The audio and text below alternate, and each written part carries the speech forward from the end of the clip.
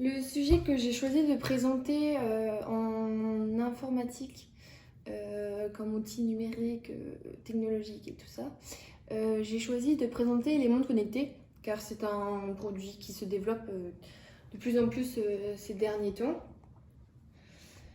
Donc tout d'abord on va commencer par une introduction, puis ensuite nous allons voir un peu plus le développement de la montre technologique qui est aussi appelée un bracelet intelligent.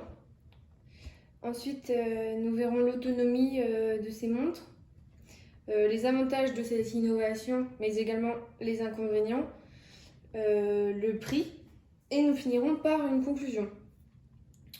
Donc, une montre connectée, c'est tout d'abord une montre numérique qui est connectée sans fil à un appareil mobile.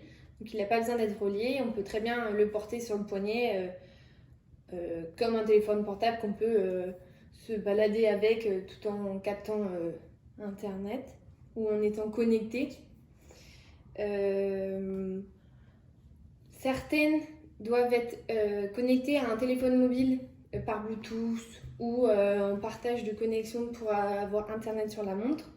Ou certaines carrément possèdent une carte SIM, donc il n'y a pas besoin de se connecter. La montre est totalement connectée, elle est en autonomie totale. Donc sa première commercialisation a eu en 1972 par Hamilton Watch Company. Donc c'est quand même un produit qui est apparu récemment. Donc cet appareil électronique intègre des fonctions de communication.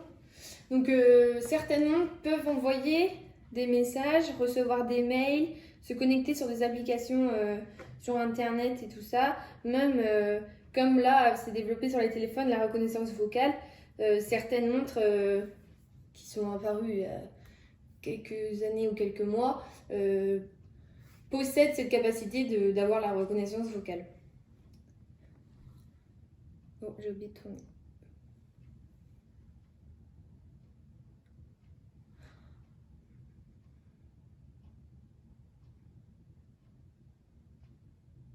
Tac, donc le bracelet intelligent, donc, qui est aussi appelé montre connectée.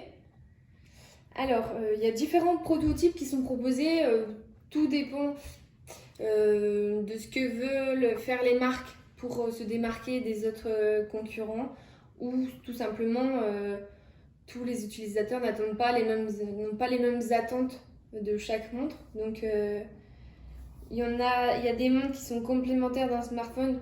Donc c'est ce que je disais, c'est que on peut accéder à ses mails, à ses messages, tout en étant rien que sur la montre.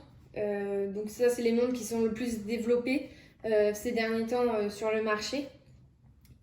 Donc les montres totalement autonomes, c'est celles qui ont déjà la carte SIM intégrée dans la montre, ou celles qui n'ont pas besoin d'un smartphone ou d'un téléphone portable pour fonctionner. Elles peuvent être indépendantes de sa façon de l'utiliser.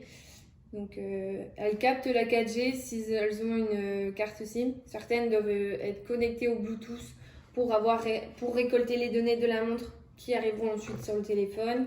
Ou la plupart du temps, chaque montre a une application où on peut faire un compte et récupérer directement ces données-là sur l'ordinateur. Et il y en a certaines aussi qui sont spécialisées que pour le sport.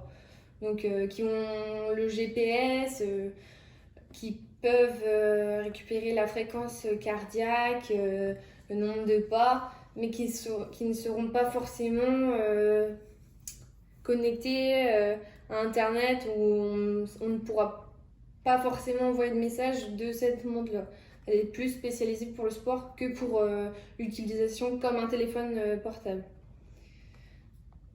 Donc, elles ont aussi des caractéristiques bien propres à chacune. Donc, par exemple, chaque montre différente avec ses capacités. Donc, l'écran, sur certaines montres, l'écran est tactile. D'autres, il faut l'utiliser avec des boutons qui seront sur le côté, mais qui sera tout aussi facile à utiliser. Donc l'autonomie dépend de chaque montre aussi, on le verra par la suite. Le stylisme, donc c'est-à-dire si elle est fine ou si c'est un gros carré au niveau du bracelet, la couleur, plein de choses rentrent en compte. L'accès à Internet ou d'autres applications. Donc c'est ça que je disais, le Wi-Fi, les messages, les applications. Toutes ces montres ne peuvent pas avoir cette capacité-là. Écouter de la musique grâce à la montre. Toutes les montres ne peuvent pas avoir cette capacité-là. Celles qui n'en ont pas, il faudra prendre son téléphone et ses écouteurs pour avoir la montre, pour avoir de la musique, car la montre n'aura pas cette capacité pour en produire. Waterproof aussi. Tous les montres ne sont pas waterproof. Celles qui sont pour le sport seront peut-être plus étanches que les montres connectées pour aller sur Internet parce qu'elles n'ont pas la même résistance à l'eau. Certaines pourront aller bien plus en profondeur dans tout ce qui est sport connecté. Même si c'est connecté, ça sera... Les fabricants font en sorte de pouvoir aller dans l'eau avec, parce que ceux qui font par exemple des triathlons, ils vont souvent dans l'eau et ils ont toujours leur montre avec eux, donc il faut que la montre ait une certaine résistance. En revanche, celles qui sont plus utilisées comme un téléphone portable, là c'est comme les téléphones, ça peut résister un peu à l'eau mais pas trop. Et la dernière innovation, c'était le paiement sans contact, comme les cartes de crédit. Même les téléphones ont réussi maintenant à insérer la carte dans le téléphone et juste à montrer son téléphone pour payer. Donc maintenant les montres, ça marche pareil. Donc au niveau de l'autonomie, donc ça varie en fonction de chaque modèle, chaque montre. Donc par exemple la Amazfit a une autonomie de plus de 30 jours. Donc c'est quand même une grosse autonomie, on peut faire un mois avec sa montre. Après je pense que c'est plutôt une montre où l'utilisation sera assez légère. Parce que si la montre est utilisée en permanence, elle ne devrait pas tenir 30 jours. La Garmin Vivoactive 3 a une autonomie de 7 jours. Donc ça, je pense que c'est en l'utilisant régulièrement, parce que la Garmin, généralement, elle est plus utilisée pour faire du sport et tout ça. Donc la 2, elle est jusqu'à 21 jours sans activer le GPS. Parce que prendre les données GPS demande beaucoup de pourcents au niveau de la batterie, ce qui la fait vachement diminuer.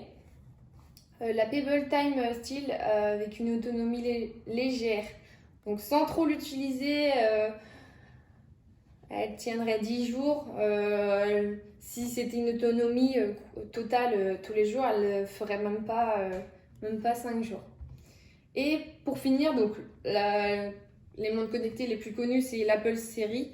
Donc l'Apple Watch donc série 4, elle a une autonomie de 14 jours en étant connectée à Internet, aux applications de messages, de musique et tout ça. Donc au niveau des avantages, donc la montre peut contrôler le téléphone à distance. Donc par exemple envoyer des messages de par la montre ou des mails ou appeler et tout ça sans avoir son téléphone. Elle peut le contrôler. Ou encore, ça c'est une nouvelle innovation, contrôler sa maison. Par exemple, si on a une maison connectée où de son téléphone on peut fermer les volets, allumer la lumière, certaines montres peuvent avoir cette application-là et contrôler la maison à distance grâce à la montre aussi. Donc c'est comme un mini téléphone portable. Donc ce qui est bien aussi, c'est qu'elle peut mesurer les conditions physiques et de santé.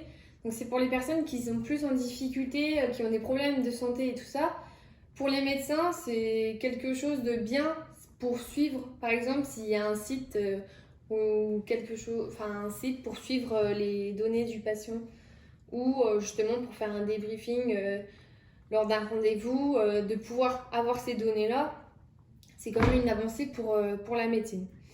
Le GPS intégré aussi qui facilite l'innovation, la navigation, pardon. Intégrée, donc par exemple pour aller courir ou si on veut se rendre à un point quelconque, avoir un GPS sur une montre, c'est quand même bien plus pratique. Donc c'est aussi également un avantage que ça soit un gadget électronique pour les passionnés, car chaque marque cherche à développer son produit parce que c'est le produit qui est le plus à la mode. Donc par exemple, c'est Wiko ou Huawei qui a commencé à développer aussi des montres avec les caractéristiques de leur téléphone, comme l'Apple Watch. Donc pour les passionnés, c'est toujours quelque chose de bien, car il y aura toujours une nouvelle technologie dans la montre, il y aura toujours une capacité différente des autres, ou alors elles vont pas se ressembler physiquement, enfin au niveau du stylisme de la montre et tout ça.